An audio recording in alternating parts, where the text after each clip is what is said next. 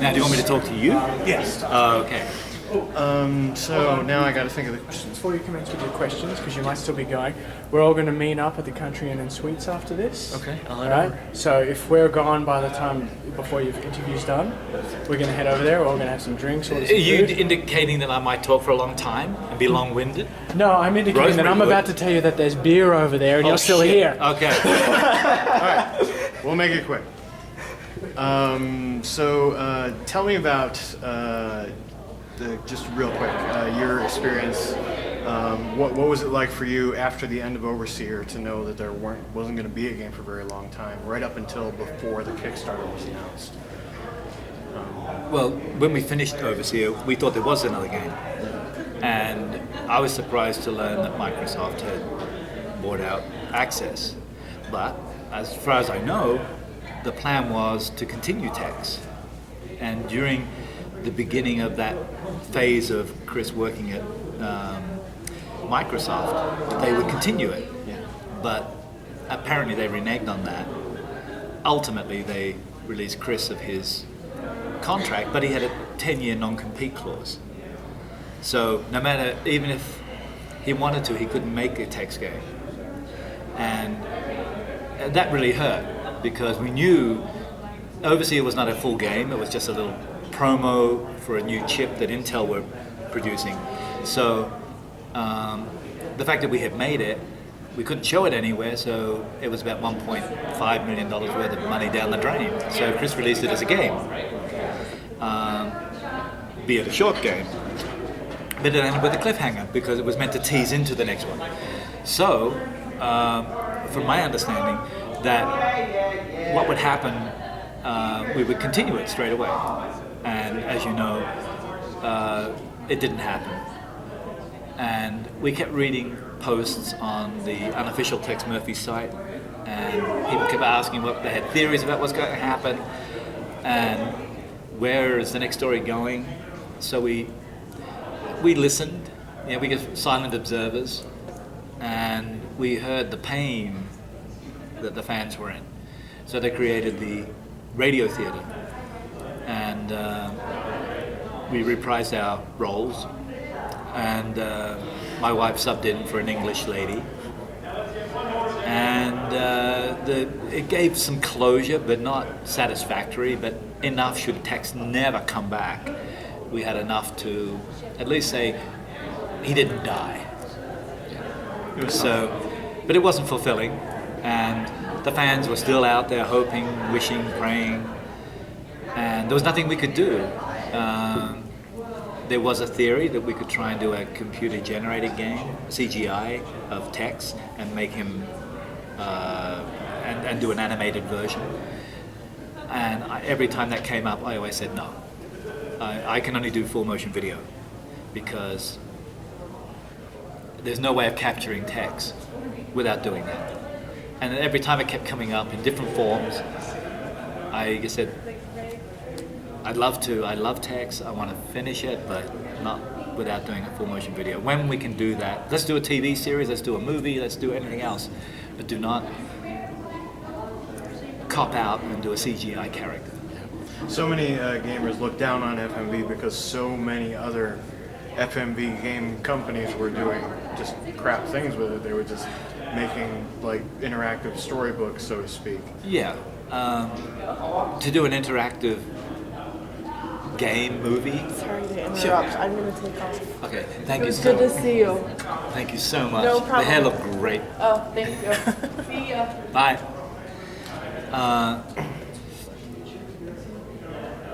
Where was I? got distracted. The other FMV companies Oh, were making yeah. interactive So stories. when they try to do it, they don't have Aaron Connor's brain. I mean, his brain's wired differently. To be able to create characters like this and to keep all those threads in play, that's not an easy task. So, and you may do it with a one path and a couple of choices and maybe one ending, or supposedly various endings, but you end up with one. Aaron delivers the true experience of effect based on your was it cause and effect. Yeah. So your cause and effect all the way through, pays off on all the different parts. The others don't. And that's the difference, and that's why I think the Tex Murphy series stands out over the others. But it did get a bad rap, the whole genre. Yeah, it did. And I, not being a gamer, I sort of did my research and looked around at different things just to make sure what I was doing was okay. And then when I saw what the others were doing, they just sort of paled. And I fell into the cream of this FMV. So I started off on a really good wicket. Yeah, really good. Tell me about your reaction to the Kickstarter. Was the fan response Phenomenal. more than what you expected? Well, I've been trying to work out the analytics of how many Tex fans there are, and because the games were never really sold big, so the fan base I didn't think was that high. And having done a Kickstarter campaign before, I knew what task was at hand. Chris didn't, and I said, "This is a campaign, man. You know, you're going to have to work for 30 days straight." And once they shot the video, it was like, okay, this is the start. Now we have to produce more videos to keep people coming back and encouraging other people and how to up the ante. And they did a brilliant job. And one of the reasons why it was successful is Matt Van Roon with his little news broadcasts. He sent them to me, and I said, "Oh my God, this is incredible." You can swear. Yeah. And when I saw them, I said, they were 15 minutes long. So I said, let's cut them down into shorter segments. And he then showed them to Chris and Aaron, and they actually took his news broadcast, but they actually wrote material and supplied him with material to create the whole Tex mystery missing thing. We had to get him back, and doing it as a news broadcast and then ultimately, if we're successful, you'll get the reward that Tex has been found and Tex is back. And fortunately, we were able to shoot that version. Yeah, no kidding. And to the tune of an extra 110,000 or something like that. Yeah, that's fantastic.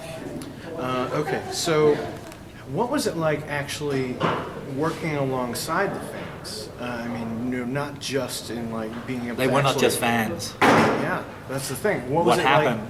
What was that happened? experience for you? Well, first of all, the fans were coming in just to hang out and watch the shooting and meet Chris and a few of the actors. About a day into the shoot, we realized that our crew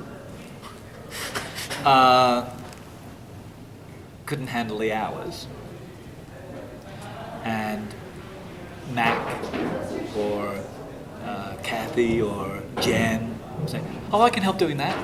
Oh, I don't mind." And they said they'd rather do that than just sit there watching. And they became so integral. And by the end of 3 weeks, they were seasoned crew people. They knew through the DP, he was teaching them the technology and the terminology. We had people doing slates, and slate for this type of interactive game is not easy. And keeping tabs of all the different A speech, B speech, C, D, and it goes on and on and on. And whether you're doing interactive or cinematic or ask about conversation, it was like a massive amount of work for them. So without them, we wouldn't have been able to do it. It wouldn't have been achievable. And more specifically, you worked very closely alongside Matt Van Roon. I don't know how to phrase this question. Were you surprised at all with how professional and talented he was? He wasn't just he wasn't just a fan wannabe. He was the real deal. I mean, Matt is a Tex fan, but he's a filmmaker in his own right. I mean, I've seen his short films, and I've seen his effects work, and when I saw the news broadcast, I knew. Then I just, in my gut, not to take away from anything that was done on Pandora or Overseer, that Matt gets it, and with today's technology, he gets it. And to jump 14 years into this technology, you've got to be up to speed with it. And Matt was able to deliver on all those aspects and more. He also has, as a director and as an editor, you can direct and cut what you see. But I learned as an editor, cutting for other directors,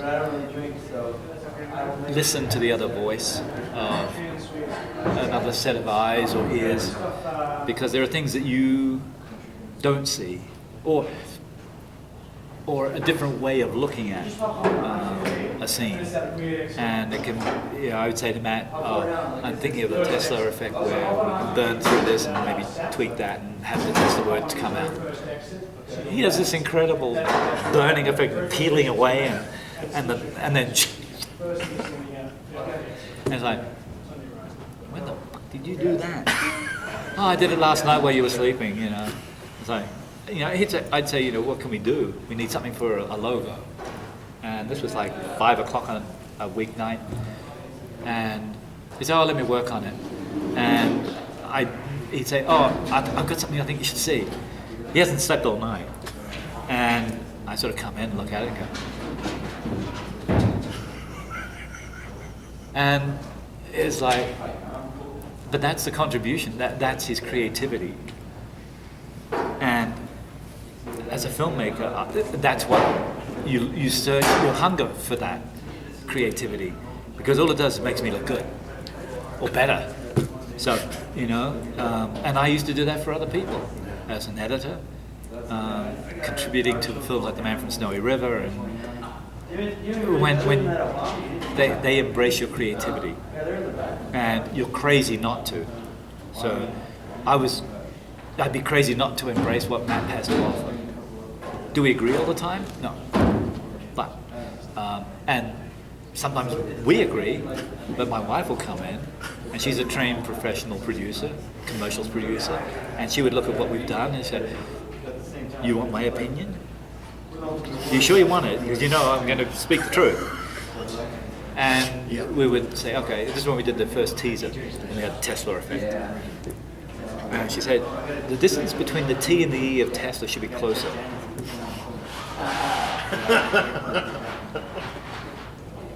Really? Well, yeah, look at it. There's a big gap there. A gap. So she'd walk out of the room, and we're like, no. Well, we know she's right. So let's do it. And we did. And Matt would tighten it up, and bam, there it is. It's like, but you have to listen. As much as you may not want to, you've got to listen and then absorb it and process it and then act upon it. Sometimes you act upon it positively and you do it. Other times you go, no, it's not right. I'm not going to do that. And that's the art of directing, is finding what you accept and what you don't accept. So, real quick, final question. Sorry, just used to grab a Thank you, sorry. Okay. Not mine. See you back in the hotel. All right. Sure. Yeah, we'll be there. See you later. No, mate. Real quick, what do you think about the future of text? Based on what I saw tonight, I think he'll be back again. I'd be surprised if gamers, even those cynical full motion video, is it perfect? No. But it is honest and true to what text is about. Slightly cheesy. There may be some corny stuff in there that I'm not aware of. I'll find out. But the honesty and the sincerity in the performances, even though, and that's what makes the satire work, is that the characters are real, and even though they're in the satirical Blade Runner-esque world mixed with film noir, I think all that comes through, and like I say, the non-gamers who are cynical at the moment, the trolls out there. I think the trolls will actually get trounced on by the amount of people who will say, no, this is good, this is fun, and it's entertainment. You know, that's the bottom line. We're not making Shakespeare. We're not first-person shooter games where it's a body count. This is an intellectual game, you know, but fun at the same time. And if you love movies, then hopefully we've achieved that satirical note to sort of round out on. The future of techs.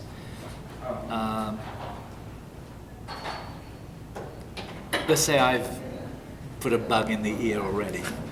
That we actually started now, not later. Let's get the ball rolling now, so we don't end up in the situation we were when we started with Kickstarter. Yeah. And on that note, what can I do for you to guarantee that I'll be cast as the villain in the next piece? Just a thought. Well, I am sure that Dalton will have a successor. And since we're very similar, following the same code of ethics with hair, I'm sure it could happen. I'll drink to that. Cheers. Thank you, sir. Thank you Thank so you. much. Thank you, Aaron. It was very fun. Oh, goodness.